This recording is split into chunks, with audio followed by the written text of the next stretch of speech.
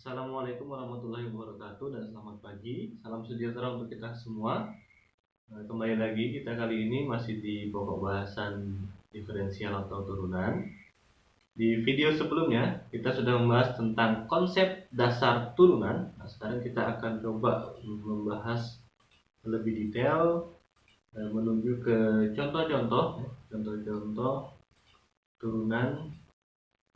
Kemudian juga nanti ada eksistensi turunan, serta terakhir kita membahas hubungan antara diferensiabilitas dengan kontinuitas, serta turunan di titik ujung suatu selang.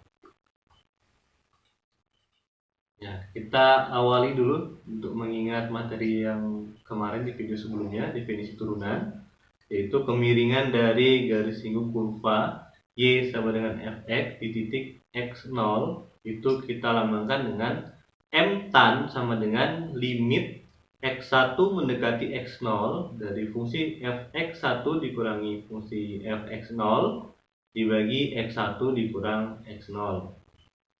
Nah, kemarin juga sudah kita coba manipulasi ya rumus ini.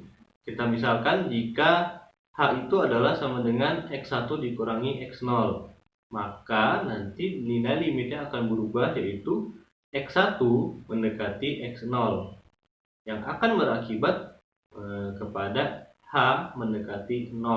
Nah, sehingga bisa kita tulis M tan sama dengan limit H mendekati 0 dari Fx0 plus H dikurangi Fx0 dibagi H. Nah, kalau masih bingung penjelasannya silahkan dilihat lagi video yang sebelumnya ya, video yang kemarin tentang konsep dasar turunan.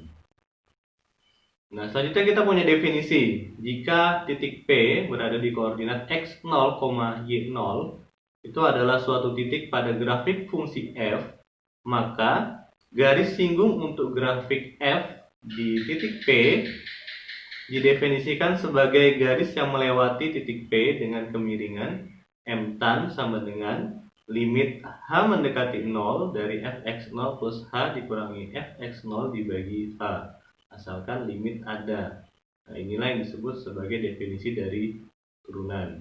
Nah, definisi fungsi f aksen yang didefinisikan dengan rumus f aksen sama dengan tadi yang sudah saya sebutkan. Kalau kita ganti dengan X, maka dia f aksen X sama dengan limit H mendekati 0 dari Fx plus H dikurangi Fx dibagi H. Nah, itu disebut sebagai turunan terhadap X dari fungsi f. Domain atau daerah asal dari f aksen terdiri dari semua nilai X sehingga limit dari f aksen X tadi itu ada. Contoh, posisi partikel diberikan oleh persamaan gerak S sama dengan 1 dibagi 1 plus T. Dengan T diukur dalam detik dan S dalam meter, carilah yang pertama, turunan S terhadap T. Yang kedua, kemiringan garis singgung pada grafik dari S sama dengan 1 per 1 plus T di T sama dengan 2. Dan yang ketiga, kecepatan dan laju partikel setelah 2 detik. Nah, perhatikan penyelesaiannya. Kita gunakan definisi turunan tadi yang sudah kita bahas di awal. S aksen T sama dengan limit H mendekati 0. S dalam kurung T plus H dikurangi Ft dibagi H. Sama dengan limit H mendekati 0. Dan kita lihat lagi ya, tadi fungsinya itu adalah S sama dengan 1 per 1 plus T. Berarti bisa kita tulis 1 per H dalam kurung 1 per 1 plus T plus H dikurangi 1 per 1 plus T. Nah, perhatikan ya, fungsi yang di depan itu adalah T plus H. Makanya di sini kita tambah T plus H. Nah, kenapa ada 1 per H? Nah, ini kita mengeluarkan dari fungsi yang depan tadi. Dari definisi limit tadi ya, ada per H-nya itu bisa kita tulis ya, karena dia konstan. Bisa kita tulis di depan 1 per H. Nah, selanjutnya kita manipulasi lagi rumus ini. Yang di dalam kurung ya, perhatikan kita samakan penyebutnya. Ya, kita samakan penyebutnya sehingga menjadi bentuk seperti ini. Ya, 1 plus T dikurang dalam kurung 1 plus T plus H dibagi H dalam kurung 1 plus T plus H dikali 1 plus T. Nah, sama ya, ini kita keluarkan dari kurung nanti yang di bagian atas ini. Yang di bawah biarkan saja ya, yang di dalam kurung. Sehingga nanti kita peroleh pembilangnya adalah min H dibagi H dalam kurung 1 plus T plus H dikali 1 plus T. Nah, perhatikan ya, di sini ada sama-sama H, bisa kita bagi. Kita bagi sehingga nanti H yang di bawah ini bernilai 1, bisa kita hilangkan. Dan yang di atas menjadi min 1. Nah, bisa kita tulis seperti ini. Nah, selanjutnya setelah bentuknya seperti ini, limit H mendekati 0, nah kita substitusi. Kita substitusi H sama dengan 0, sehingga nanti di akhir kita peroleh min 1 dibagi 1 plus T pangkat 2.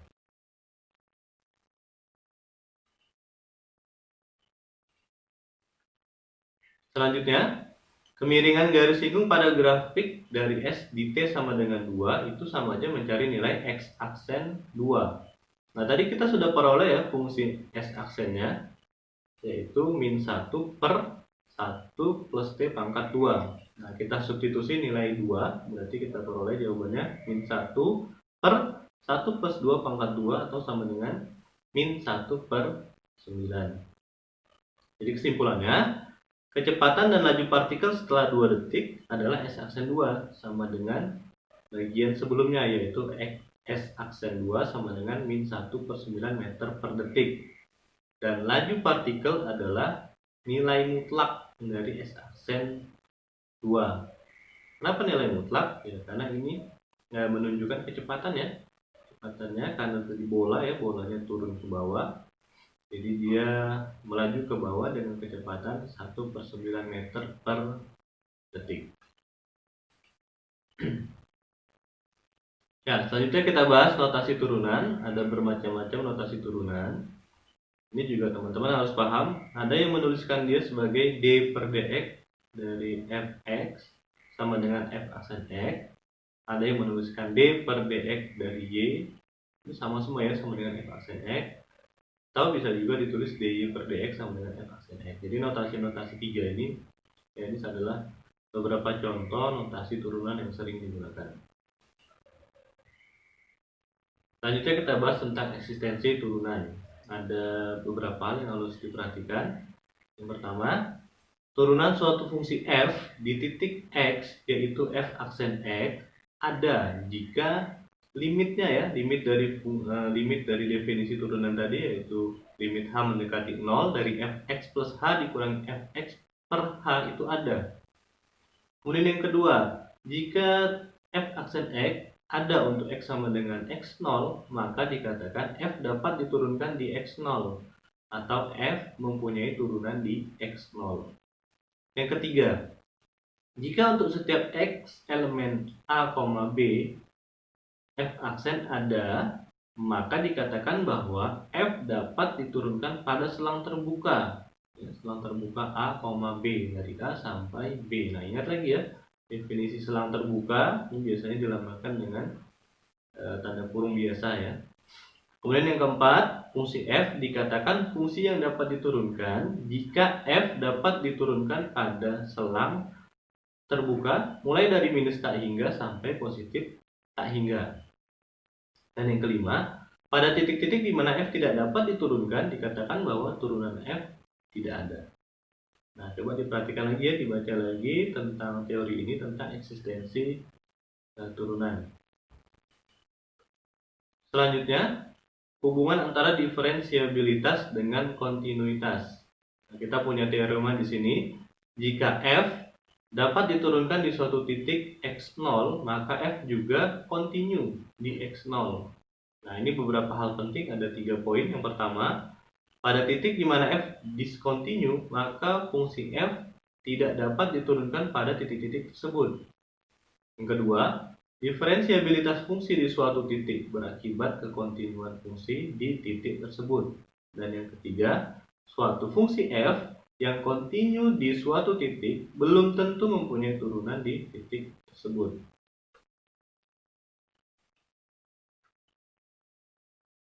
Nah, yang terakhir kita bahas di video kali ini adalah tentang turunan di titik ujung suatu selang.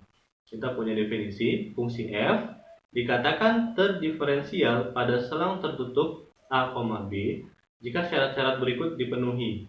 Ada 3. Yang pertama, f terdiferensial pada selang terbuka AB. Yang kedua, f terdiferensial kanan di titik A. Dan yang ketiga, f terdiferensial kiri di titik B. Ya, sekian untuk materi kita hari ini.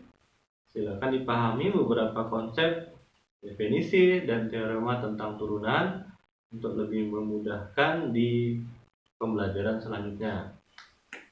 Sekian dari saya, mohon maaf apabila terdapat kesalahan. Saya akhiri. Assalamualaikum warahmatullahi wabarakatuh.